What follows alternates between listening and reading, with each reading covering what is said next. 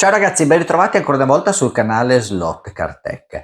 Avete una Megane della Ninco e volete farla correre nei rally? Benissimo, perché questa è una vettura che va estremamente bene. È una di quelle vetture risultata plurivittoriosa nel campionato italiano RSC e ancora oggi è una delle vetture più ricercate per correre nella categoria 2VD. Andiamo insieme a smontarla, la metteremo a nudo sul tavolo di Slot Car Tech e andremo a vedere tutti i segreti di questa Megane Ninco per farla correre nella categoria 2VD del campionato italiano rally RSC. Eccoci quindi pronti a smontare questa Renault Megane della Ninco. È una macchina effettivamente abbastanza vecchia perché è una macchina diciamo intorno agli anni 90.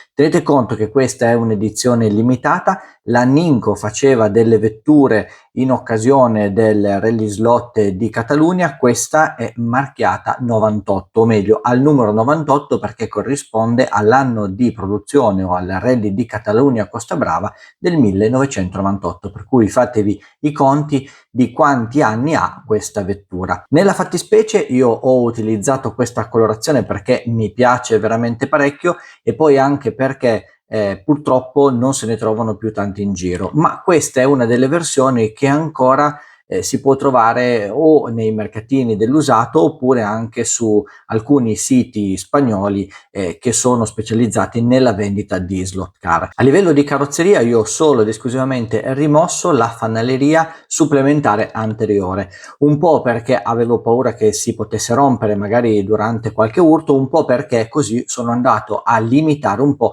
il peso generale della vettura. È una macchina, come abbiamo detto prima, abbastanza datata, dove non si teneva ancora particolarmente conto del peso della vettura, per cui era ancora un parametro poco gestito. Diciamo che la vettura aveva un peso specifico abbastanza elevato. C'è da dire che oltre a questo si notano anche gli adesivi. Parlo di adesivi perché non abbiamo le decal su questa vettura, ma abbiamo ancora dei fogli trasparenti tampografati che venivano poi successivamente applicati alla vettura una volta che questa veniva colorata. Questa è la mia Renault Megane dall'esterno. Come vedete non ho praticamente fatto nulla di particolare, adesso la andiamo ad aprire per scoprire che cosa ho utilizzato come telaio e come componentistica e vediamo anche come ho allestito la carrozzeria però dall'interno, quindi parliamo della zona abitacolo. Innanzitutto va detto che la Renault Megane aveva l'ancoraggio della carrozzeria sul telaio mediante 3 punti, ne abbiamo 2 nella parte anteriore e poi uno nella parte superiore. Come si può notare, già capovolgendo la macchina al contrario,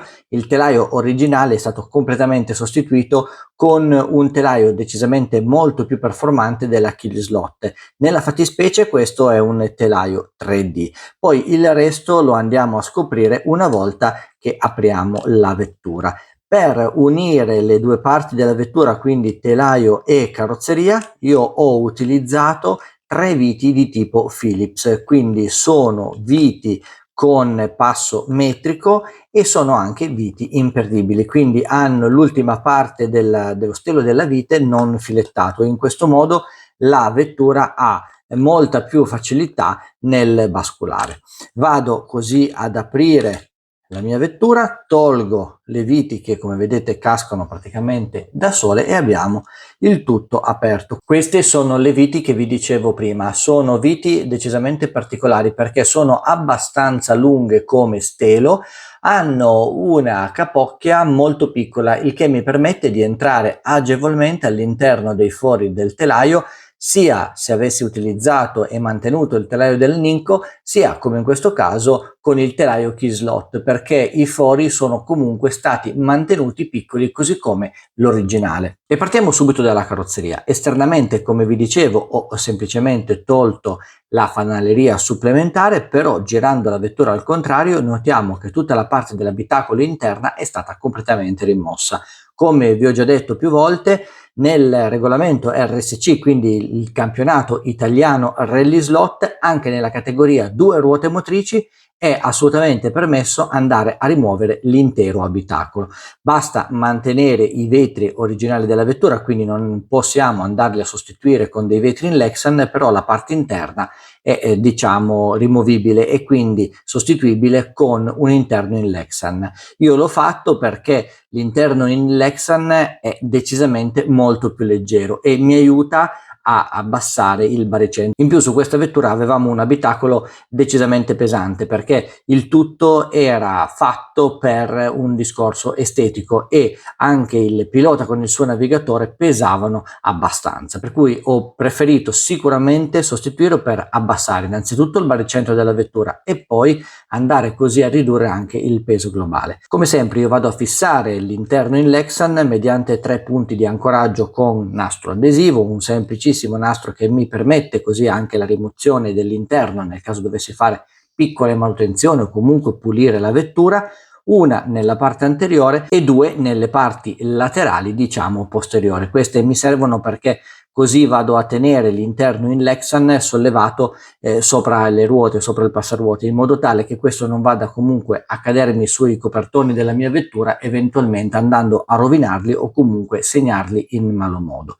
Come vi dicevo, i punti di ancoraggio sono 3, qua vediamo le 3 colonnette, ne abbiamo 2 nella parte anteriore e una nella parte posteriore. Io come sempre vado a lavorare le colonnette con un maschiatore, quindi uno strumento che mi permette di andare a rifilare il filetto già esistente, perché va ricordato che ho sostituito le viti originali che erano delle viti con filettatura tipo da legno, quindi non con passo metrico, con quelli invece più professionali di passo metrico e imperdibili, per cui la rifilettatura delle colonnette si è resa praticamente necessaria per poter far entrare la vite in modo perpendicolare e dare così innanzitutto una sicurezza nel serraggio e poi consentire il bascolamento tra la carrozzeria e il telaio della mia vettura. Vista la carrozzeria, preoccupiamoci invece adesso di vedere come è stato strutturato il telaio. Come vi ho già detto, io ho sostituito il telaio originale Minco con un telaio della K-Slot. Dato che sul campionato RSC per la categoria 2VD non è permesso il bascolamento del banchino motore, il telaio della K-Slot diciamo va più che bene perché ha già praticamente la culla motore integrata con il telaio stesso e poi mi dà la possibilità di andare a fissare il motore con 2 viti nella parte posteriore del motore stesso in modo tale che questo diventi solidale con la vettura e non si vada a muovere o comunque oscillare durante le fasi di gara. A livello di assali sia per la parte anteriore che per la parte posteriore mi sono affidato ad assali slot it calibrati e forati. Anche in questo caso ho scelto quelli forati per andare a cercare comunque di limitare il più possibile il peso complessivo della vettura. I rapporti sono invece rapporti praticamente obbligati. Anche in questo caso io ho scelto rapporti della slot it, sono una corona da 27 denti e un pignone da 9. Per quanto riguarda la corona, io ho scelto una corona con la gola in alluminio perché è decisamente molto più leggera e poi devo dire che una volta centrata perfettamente sull'assale posteriore non mi crea assolutamente nessun problema. C'è qualcuno che va ad inserire uno stopper per evitare la traslazione laterale dell'assale posteriore, però devo dire che in questo caso non ne sento particolarmente la necessità. È circa un anno che utilizzo questa vettura in diverse competizioni e il gioco che ho dell'albero motore all'interno della gola della corona è ancora decisamente minimo, per cui mi sento di dire che va decisamente anche bene senza utilizzare nessuno stopper. In più in questo modo torniamo sempre al solito discorso del peso e delle masse rotanti sull'assale posteriore, cioè sull'assale che va a trasmettere poi il moto alla nostra vettura, lo manteniamo il più basso possibile. L'assale scorre in 2 classiche boccole che vengono inserite nelle appositi sedi del nostro telaio della K-Slot. Queste boccole sono boccole a bassa frizione, sono boccole NSR perché trovo che abbiano una scorrevolezza decisamente notevole rispetto magari ad altre boccole, anche se vorrei fare poi una prova con le boccole Victor, che sono quelle di Slotting Plus. Sono boccole che al loro interno contengono un Uniball. Questo potrebbe darmi comunque un po' più di basculamento anche alla sale posteriore e in alcuni casi migliorare anche la presa della vettura con il terreno. A livello di cerchi posteriore ho utilizzato i cerchi della Slotit da 16,5. Sono cerchi in alluminio. Qui ho tolto il copertone e ho tolto anche il copricerchio per farvi vedere che sono cerchi praticamente normalissimi, non sono cerchi alleggeriti, non sono forati, non sono cerchi di tipo Air. Ho utilizzato questi cerchi perché alla fine mi danno un ottimo compromesso anche sulla stabilità. Le gomme sono sempre fornite dalla direzione gara, per cui abbiamo l'obbligatorietà di montare gomme BRM, mentre per quanto riguarda i copricerchi io utilizzo quelli della SRC o OSC, sono quelli della Peugeot 205 T16. Utilizzo questi particolari copricerchi perché, come potete vedere, sono leggermente bombati verso l'esterno, il che consente alla vettura di poter scorrere agevolmente e tranquillamente sui rail che magari sono posti all'esterno delle curve senza che questi vadano ad incastrarsi all'interno del cerchio stesso e mi facciano così fuoriuscire la vettura dallo slot.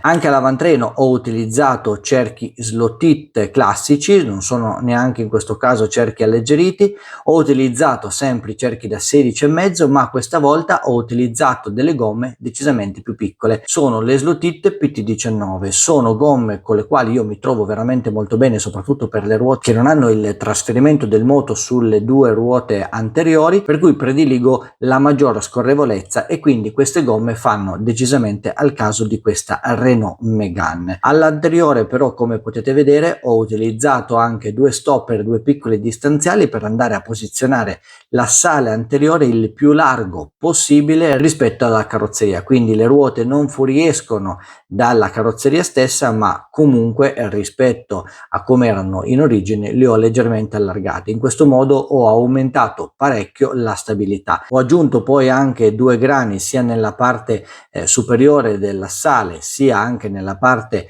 inferiore per poter regolare il basculamento verticale. Ho lasciato circa 1 millimetro di basculamento verticale, non ho praticamente basculamento orizzontale, quindi l'assale non trasla a destra e a sinistra, e facendo scorrere l'assale sui grani sia quelli inferiori e al contrario su quelli superiori quando sono in curva, come potete vedere l'assale gira decisamente libero e questo alla fine mi aiuta a rendere il tutto molto più scorrevole. A livello di pick up ho utilizzato un pick up della Scale Auto. A me piacciono particolarmente i pick up della Scale Auto, mi trovo bene, non mi fanno uscire la vettura dallo slot, per cui riesco a guidarla in modo agevole, posso anche attaccare in diverse condizioni, mi sento la vettura molto sicura. Chiaramente il pick up è un pick up con lo stelo allungato, ha una molla che permette al pick up di basculare e di ritornare sempre nella sua posizione originale. L'unica cosa che ho fatto, che ho modificato alle pick up della Scale Auto è stata quella di limare la lama nella sua parte anteriore per andare a smussare un po' l'angolo vivo che aveva nella parte anteriore della lama del pickup stesso. I cavi sono due cavi NSR, in questo caso li ho fatti un po' diciamo a zig zag perché mi danno la possibilità, come vedete, di far tornare il pickup sempre nella posizione originale, quindi sempre dritto rispetto alla marcia della vettura, e come capicorda ho utilizzato dei capicorda sempre della NSR. Questi vanno ad infilarsi egregiamente all'interno dei fori predisposti sul pickup e si accompagnano a delle spazzole ramate, quindi tradizionali, della MB Slot. Io utilizzo le spazzole della MB Slot non soltanto sulle vetture da rally ma anche sulle vetture da pista. Poi, come vedete, vado leggermente ad allargarle, infatti queste spazzole sono un po' schiacciate e poi nella loro parte finale sono abbastanza sfilacciate. Questa concezione di voler sfilacciare le spazzole ce l'ho ormai da diversi anni perché ho potuto notare che con una spazzola sfilacciata riesco comunque sempre a prendere corrente, anche se la pista è un po' sporca, anche se dovessi recuperare qualche sporcizia sotto una delle due spazzole del pickup, alla fine riesco sempre comunque a far andare avanti la mia vettura, a differenza invece dell'avere una spazzola diciamo di tipo standard, quindi cercando di mantenerla il più bassa possibile, il più stretta possibile, il più perfetta possibile. Certo, va detto che non bisogna esagerare, quindi non dobbiamo avere delle spazzole estremamente larghe, però come vedete io qua le allargo leggermente e poi vado semplicemente a sfilacciarle facendo attenzione che non si vadano ad incrociare per evitare i cortocircuiti. Ultima cosa che faccio sulla mia Renault Megane della categoria 2VD per il campionato italiano RSC è una completa e perfetta lubrificazione. Mi raccomando, perché essendo telai stampati in 3D, lubrificanti particolarmente aggressivi potrebbero andare a danneggiare il telaio stesso e potrebbero quindi andare a far cedere delle parti strutturali, come potrebbero essere quelle ad esempio che vanno a fissare le boccole sul telaio stesso, oppure le viti o la culla del motore. Io utilizzo un banalissimo olio da ingranaggi per autovettura per andare a lubrificare l'interno delle boccole e anche l'interno della gola della corona. In questo modo l'olio non è particolarmente aggressivo, anche se dovesse fuoriuscire qualche goccia per via comunque della forza centrifuga durante il moto della vettura e questa goccia dovesse andare sul telaio, sono sicuro che il telaio comunque non si rovina, non si rompe e posso così continuare tranquillamente nella mia gara. A livello di assetto generale io tendo a far sfiorare le ruote anteriori sulla pista, quindi non vanno ad essere sollevate ma vanno fondamentalmente ad appoggiarsi alla pista, e poi da quel momento, ovvero da quando sono appoggiate, calcolo circa 1 millimetro di basculamento verso l'alto. In questo modo io sono sicuro che andando a percorrere le curve anche a forte velocità o comunque nelle curve un po' più strette dove magari si arriva un po' più frenati rispetto al solito e ci si deve ripartire con più irruenza, la vettura non tende ad impuntarsi con il conseguente capottamento. Come avete visto, la preparazione di questa macchina è decisamente molto facile, alla portata praticamente di tutti. È una vettura che ti mette fin da subito a tuo agio, se ben preparata può diventare plurivittoriosa. Io l'ho utilizzata per diverso tempo, ci ho fatto diverse gare sia all'interno del mio slot club sia nel campionato italiano e devo dire che mi sono sempre tolto grandi soddisfazioni. E allora, al posto di lasciarla lì sullo scaffale magari a prendere polvere, mi raccomando, comprate i pezzi giusti e iniziate anche voi la preparazione di questa splendida vettura. Ragazzi, come sempre io vi chiedo un like se avete trovato interessante l'argomento di questo video, ditemi nei commenti quale è la vostra vettura preferita per questa categoria. Noi come sempre ci rivediamo qui su Slot Car Tech per il prossimo video e mi raccomando, non dimenticate di iscrivervi.